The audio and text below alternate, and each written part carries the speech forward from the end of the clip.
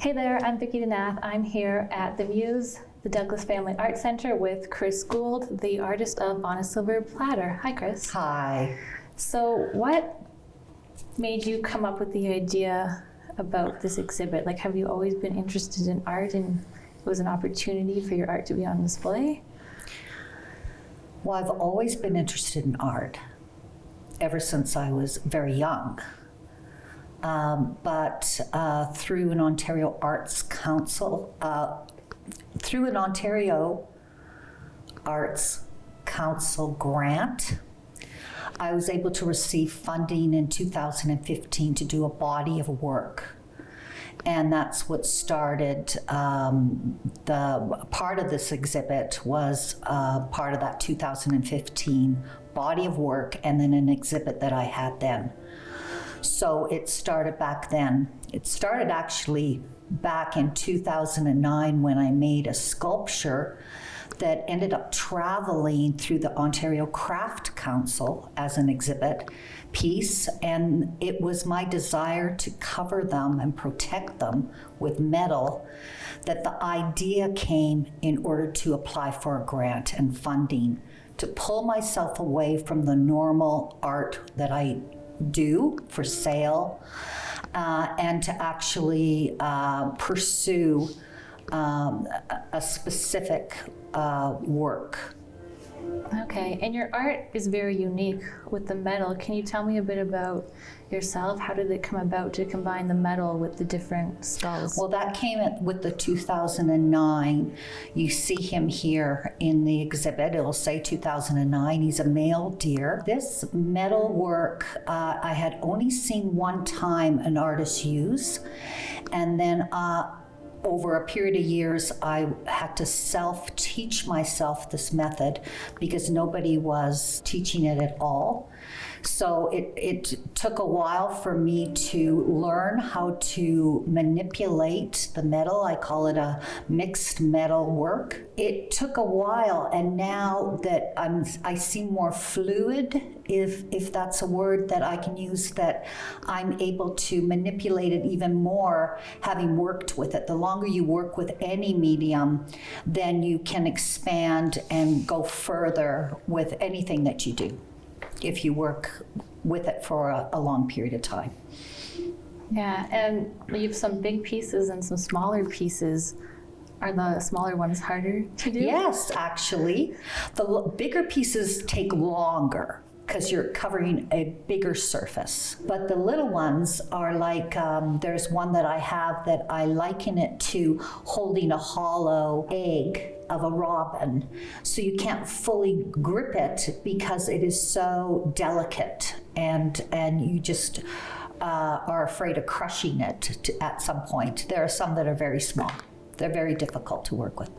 Yeah, wow. So what inspired your art on a silver platter? Well, the inspiration came again when I was, when the 2009 male deer, he was called a fork in the eye at one time. I've renamed him for this exhibit. But Fork in the Eye traveled through Ontario as a traveling exhibit with many artists that we are familiar with. It had metal work on it, and when I wrote a description about the piece in a little pamphlet that accompanied the tour, it was my desire to cover them in a protective armor, even though armor may not be the word to describe it. It's more like a helmet because I'm only dealing with the heads of these animal skulls, that it was my desire to protect them. If I could, I would protect them in this armor.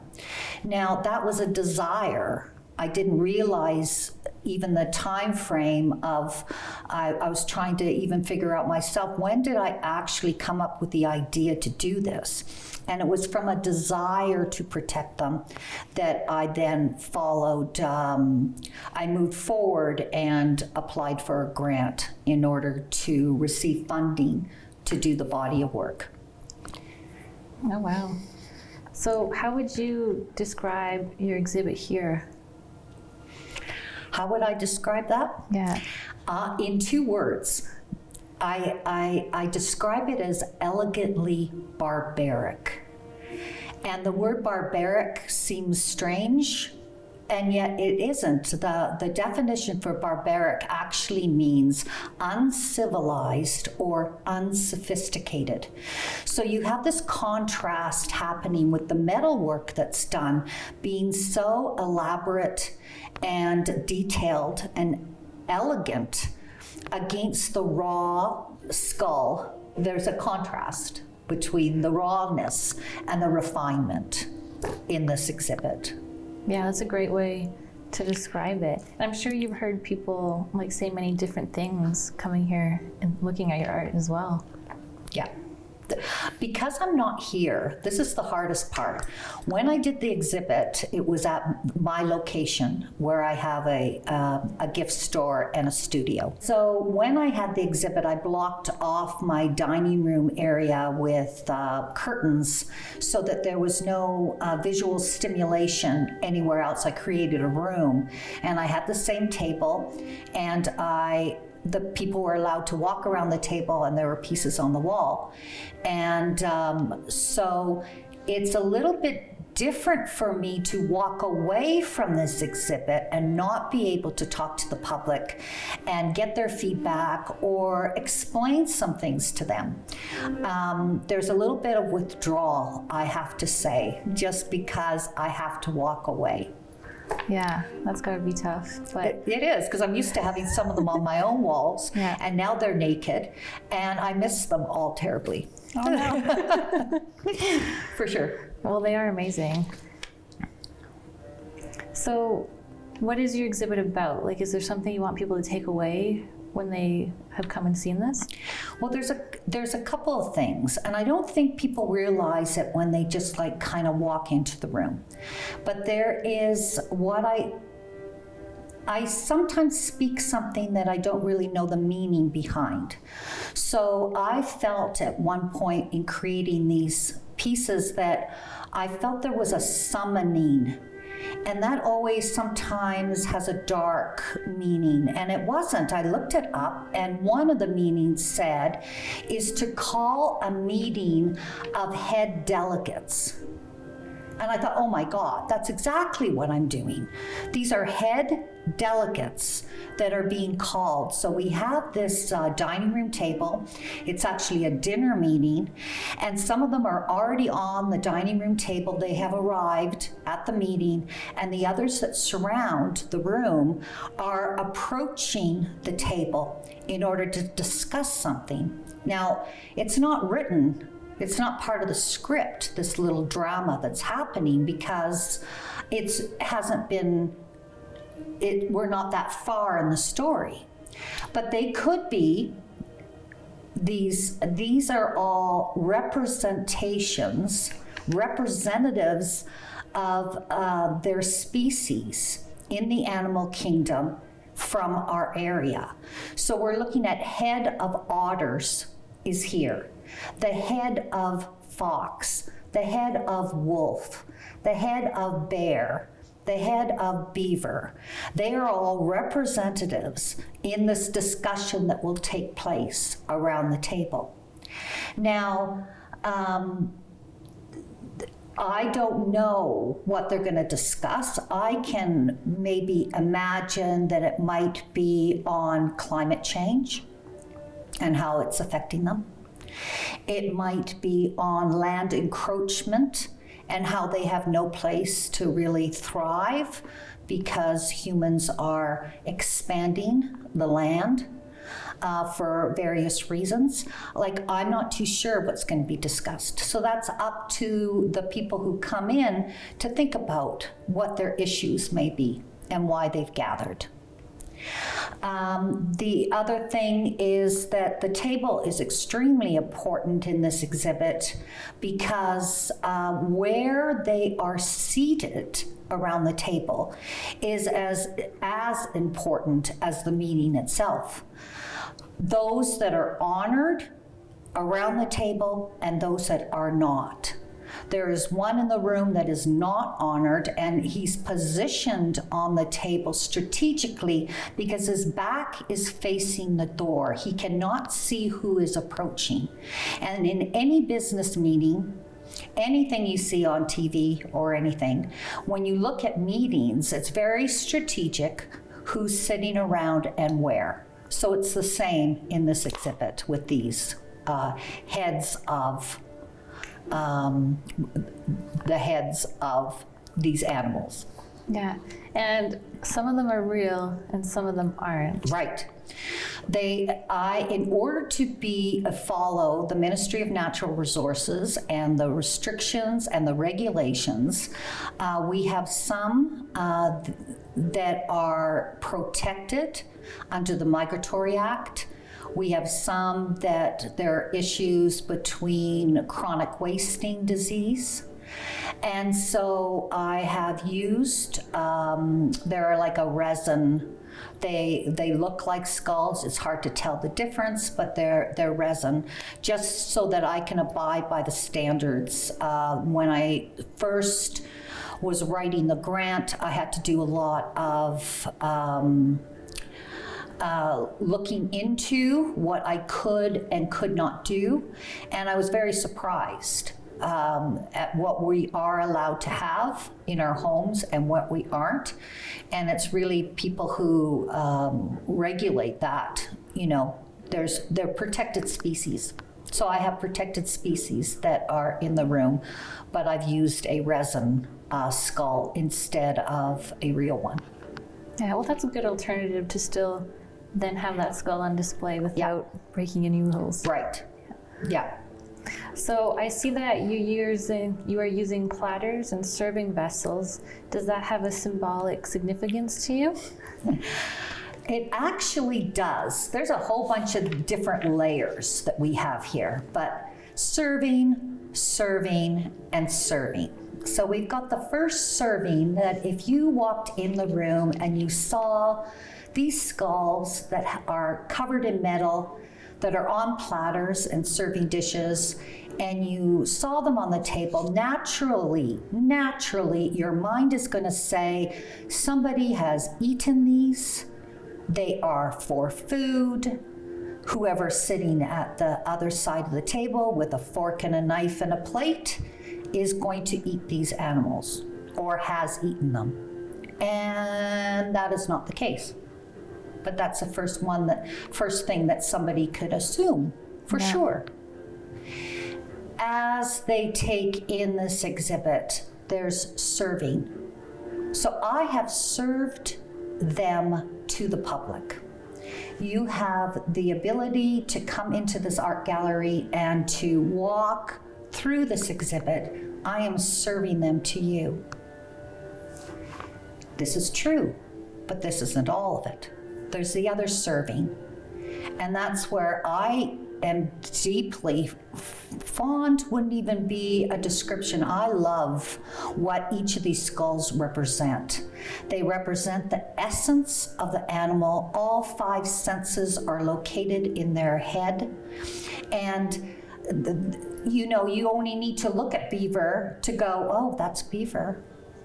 They're recognizable underneath all the fur and muscle and everything.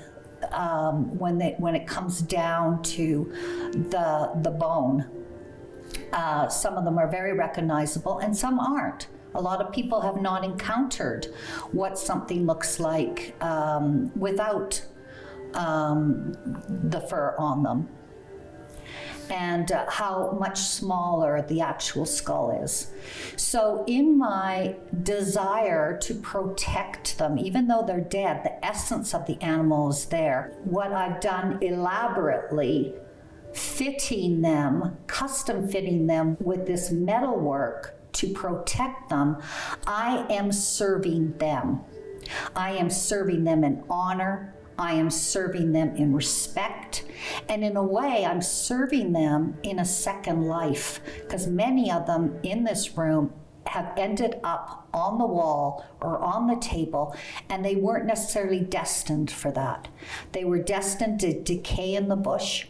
And here I have taken them and I have honored them and I've lifted them up in respect and honor. And I think when people come through the room and they start reading the labels that are attached to each of these pieces, they'll realize where I'm coming from in that. And so again, serving, serving, serving. And I've used the platters and serving utensils as, I mean, it's gorgeous. It's absolutely gorgeous. They frame the piece. They're like a little mirror around them. They're like a little halo. And it's all about presentation. And I love that part. Anybody who labors, I'm not a real good cook, or I don't cook often. So, but for a family, for an event, for people who come together and use culinary as their artistic expression, then they want to present it. And so that is equally as important as what is eaten as how it is presented, because we eat with our eyes. Yeah. And this is a feast. Yeah, that's a good point. So how many pieces do you have here? There's 26. Now, I added 11 pieces to the exhibit for this room, for this exhibit. 11 are new. So even though you may have attended the 2015 exhibit that I had, there are 11 new ones that I've added. And do you have a favorite? Oh gosh, I still think the female deer is a favorite, because when I finished making her, she wasn't even on the list for the Ontario Arts Council grant. It was one that I did in kind. I took the hours, the material, and I said, I want to do her. I feel so strongly about this that I'm adding her to the list. So the financial budget, I took her on financially. There was something about her. I was compelled kind of to do her. I kind of wept when I finished her. Nobody can imagine, unless they've done it themselves, that when you're holding a skull and you're rolling it in your hand, and you're thinking about what journey you're going to take with the metal, because you're following the animal's skull. You're just not doing it like haphazardly. You're actually looking at where you're going to go and everything before you put any metal on it. And working so intricately around each animal, there is a bond that happens. So I am attached to each one of them because I worked so closely with them. They kind of showed me where to go. In terms of their skull, it was like a map. And so I followed them along the way. So it's an intimate journey that I have with each one. But I'd say the deer's my favorite. I also love a rabbit, only because I know what rabbit looks like with fur, and I as a young child had rabbits. My kids are adults, they have rabbits. I mean, there's a rabbit imprint that happened when we were young. So yes, I love rabbit too, but I'm quite attached to all of them. Yeah, well, they are amazing. Are you going to add more in the future? I would like to add more. I really want to add female moose, because for the same reason I love the female deer, is that a lot of us are used to seeing male animals, especially deer, moose, anything that has antlers, anything that has points. They are trophy symbols. And I thought of female deer, and yes, she is loved for her meat, but nobody's going to take her head and mount her in a trophy because she doesn't have points. So the way we think about that, I wanted her to be elevated, not as a trophy, but honored as a species of the female presence in our white-tailed deer. I'm quite affectionate to white-tailed deers. I love them very much. So she was, and even when Sophie was hanging the pieces here at the gallery, I said she needs to be higher than the male. She needs to be positioned a little higher. So in the same way, I really want to do female moose for that reason too, because that's not common to see a female that is placed on the wall. Yeah, that's such a great point. I agree. Why not have more women? Yeah, there's just something about it. The men like their points, and they like their trophies. And even though none of them are trophies in my eyes, I do fish, but I haven't for years. I don't trap, and I don't hunt. So it's not coming from that kind of mentality, my work. Yeah, that's a great way to look at it. So how long is your exhibit going to be here for? It's on till April 20th. So people have no excuses. I'm speaking directly to my friends, my Facebook friends, how I've announced that we're going to have this exhibit. If they say to me on the 21st of April, "Oh, I'm sorry, I missed it," I don't know how I'm going to respond, because really you got lots of time. It's a beautiful exhibit. And what some people have said is that they've never seen anything like it ever. So I'm challenging people to just come out and see something they've never seen. And you can see it on all different levels. You can see it for the skulls. You can see it for the silver work. It's like jewelry. They're like brooches on the wall. And you could see it for the story. You could see it for the poetry. These are animals that walk amongst us. These are animals in our backyard. And so we should be interested in what they look like when they have fallen, when they've passed, that this is the bone that remains. Yeah, and it really is different seeing it in person versus a picture. Right.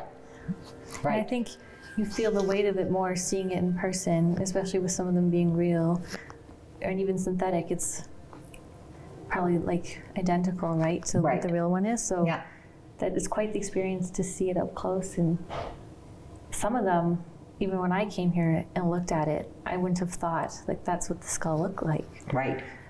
So you're learning something, and then I don't know, you get something out of it too, and it's very well done the way you've displayed everything here too. Yeah, it's a beautiful exhibit. Yeah, it's so well thought out. So that's why it's such a contrast. There's beauty, and then there's that other side where people think that any kind of skull work is in connection to something that's evil, which all of us, when it comes down to it, is how we're going to remain someday. So I am very proud of the exhibit, and I'm very pleased how it all came together, for sure. Yeah, well, that was my next question, is how you feel about having your art on display.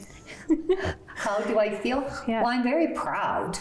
This is there's not anything I would change. Not one thing. It came together with the carpets. The wall color is to die for. How they're all situated and everything. I'm very proud that we could expand the exhibit so that more people could have the opportunity to view it. When I had the first exhibit in 2015, yes, there were 600 people that came through, but it was during the summer months. In July and August for only 6 weeks. And this just gives everybody an opportunity to come in. Yeah. Well, it's such a great fit to be here at the Muse and have it on display here. Yeah.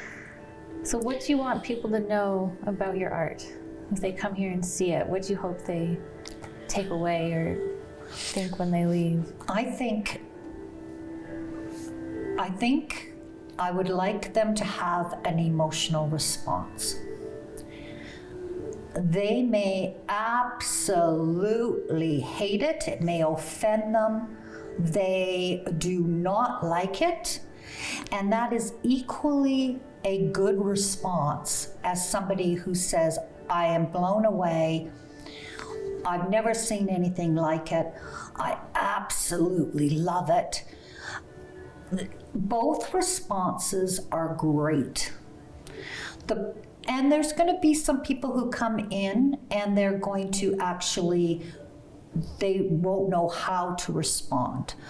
Their mind won't be able to go, how do I respond to this? How do I feel about this? And they're going to go away having to think about some things. I know that after I did the exhibit in 2015, that people came back to my store year after year after year in the summer and said, Kris, what has happened to the exhibit? I will never forget it. Those images have stayed with me all these years. What has happened to the exhibit? So people really cared. They cared where it went. They cared because it made an impact. And this exhibit has to be experienced. It's not something that you can just view through other, like on Facebook or through pictures and stuff like that. The whole thing as you walk through, the music, everything has been curated for you to have an experience when you come through. Yeah, that's awesome. So my final question, what advice do you have for any aspiring artists to have their art in an exhibit like this? That's hard. That's hard for me to answer only because I was invited to show my work by Sophie, the curator. That's an honor. It was about close to a year ago today when Sophie said, can I see pictures of your work in 2015? Because when the gallery, the Douglas Family Art Center, opened in 2019, LOAC and artists from the surrounding area were invited to submit a piece under the theme, What is Your Muse? And I submitted the female deer. Now, Sophie saw that piece, and I had made mention in a brief talk about my work, is that I had other pieces that were part of a body of work. And so years later, from 2019 till now, or probably 2018, she approached me and said, can I see your work? Can I see the rest of your work? And then we moved forward till today, having the exhibit based on the pictures that she saw, and then she came to my house and got to actually see the pieces. And then as a curator, there's a lot of behind the scene work that she had to do in order to have it approved and to have the exhibit showing. So I did not submit an application, and I think artists that are ready to show their work can easily submit an application. It's in the Muse website that they can go to in order to have this opportunity also. Oh, wow. So you weren't expecting this, it just kind of came about. Yes. Wow, that's even better. Yes, it was an invitation. Sophie saw something as a curator, and it kind of, the pieces came out of their hiding place at my house, and they got all polished, and then I made 11 more for this exhibit. Perfect. Well, thanks so much for talking to me today, Kris. Thanks, Vicki. I appreciate you taking the time so that we can do this. Okay. And thanks so much for watching. Be sure to check out On A Silver Platter here at the Muse, the Douglas Family Art Center, until April 20th.